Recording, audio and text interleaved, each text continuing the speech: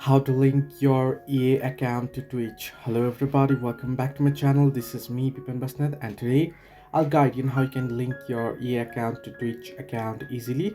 Now, first things first, what you want to do is you want to head into your browser on any of your device, and then any browser you can go and you can type in ea.com slash Twitch linking. You can see there it's popping up ea.com slash Twitch linking, and once you type in, simply tap on go and it'll take you to the page where it'll ask you to log into your Twitch account first. Now in my case, I've already logged into my Twitch account, I've already signed in, and my credentials is saved, so it's not asking me to sign into Twitch account.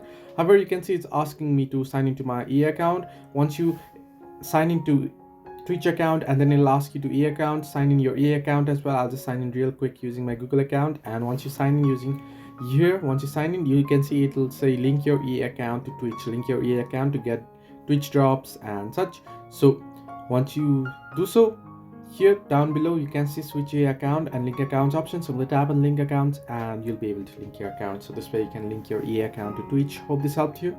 Do like and subscribe, and do not forget to leave a comment down below if you have any further issues.